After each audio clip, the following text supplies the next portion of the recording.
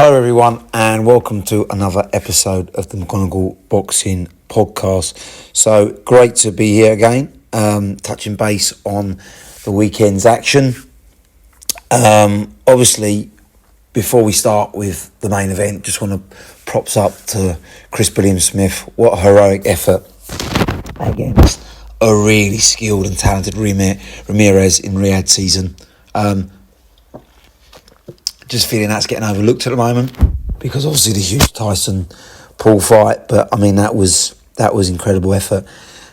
Showed heart of a lion, but ultimately outclassed. But we'll do a podcast on that later on in the week. But him and Shane McGuigan should be very proud of themselves. Let's get straight to the main event. Tyson Paul. I hate to say I told you so, but I told you so. I initially said KO. And it could have been, to be fair, and really should have been. I also said it was going to be a fixed fight, which many times it looked like it was, sadly. And then I changed my mind, realising it was probably going to be a staged fight.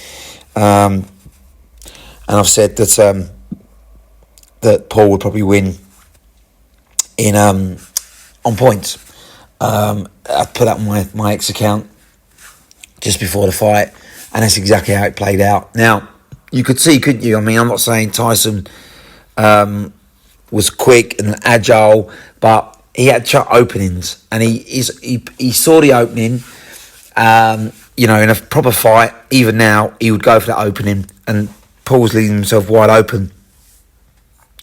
But, of course, he didn't pull the trigger. And that is a sign of a fixed fight, as far as I'm concerned.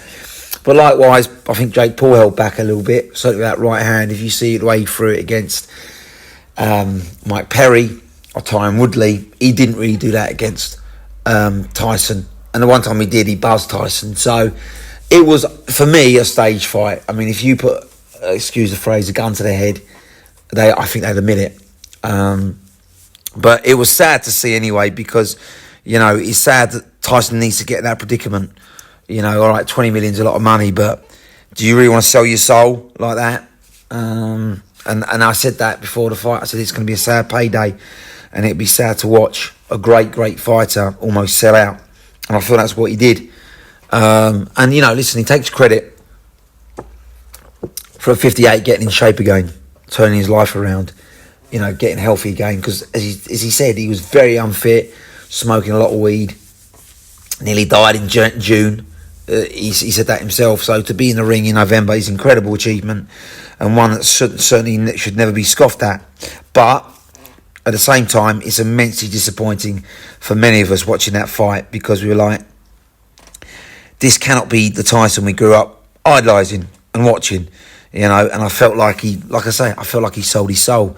After round one, I felt round one was the competitive round. And after that, it was almost like a fixed fight. Tyson put it on Paul a little bit in round one. You thought, come on, let's go.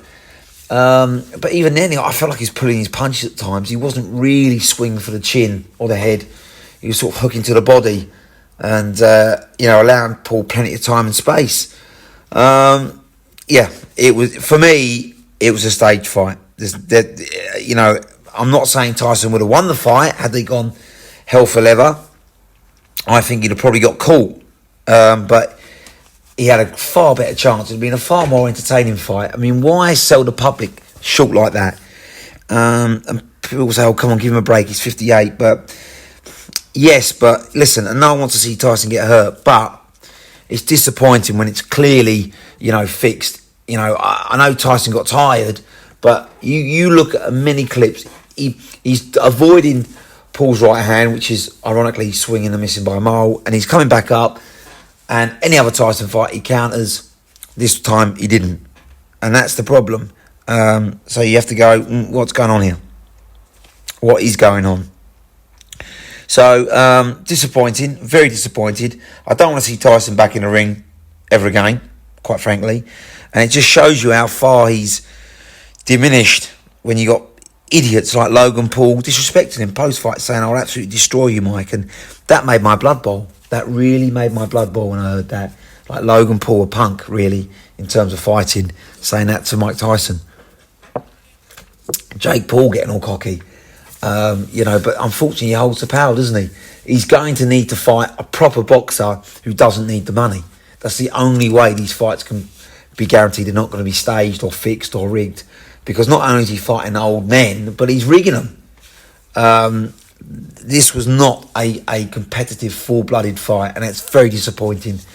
I'd like to have seen Tyson go out in his shield. That's not to say I want to see him knocked out, but, the referee, pull him out, or the corners pull him out, but at least go for it. When you're paying that amount of money and people have travelled across the world, you want to see a proper fight, and it wasn't.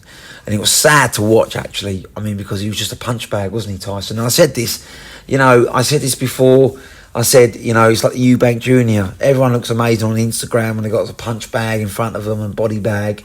But that's not fighting, is it? That's not in the ring when people are dodging, slipping you and countering you and punching you back. So, after about round 3, Tyson was completely gone. Jake Paul was tired himself. And it was, like I say, they were just pulling punches. They were deliberately missing punches. They weren't pulling the trigger. I'm not saying Tyson would have pulled the trigger like he did in his ferocious best, but you could see there's classic snips of him holding back. And Paul did the same, to be fair. And then at the end of the fight, all right, some would say it's a sign of respect, but it was a bit embarrassing, wasn't it? No punches thrown at all for like 30 seconds, and they both basically bow before each other. So it's not what people want when they're paying, a Netflix subscription. They're travelling around the world to see this. Serious tickets prices. I think that the top ticket price was like 2 million at the front. I mean, you know what I mean? So it was madness, really. Like I say, I'm glad Tyson's got a payday. He's a legend of the game. He's 20 million. He can ride off to the sunset. Have a fantastic life now. And I don't want to see him in the ring again. That's it. I hope he retires. I don't want to see him calling out Logan Paul, because it'd just be another fixed fight and he'll get hurt if they do fight, even against the likes of Logan Paul. Because at 58, your punch resistance goes. Look at Chuck Liddell. Look at Van Holyfield. These guys can't take a punch anymore, so Tyson can't take a punch. These guys had ironclad chins in their primes. So it doesn't matter who punches you. You're going to go at that age. As for Paul, I'd like to see him fight a proper boxer. Like a European level, light heavyweight, cruiserweight boxer. That's what I'd like to see him fight. I don't want to sort of see him fight Bertabiev.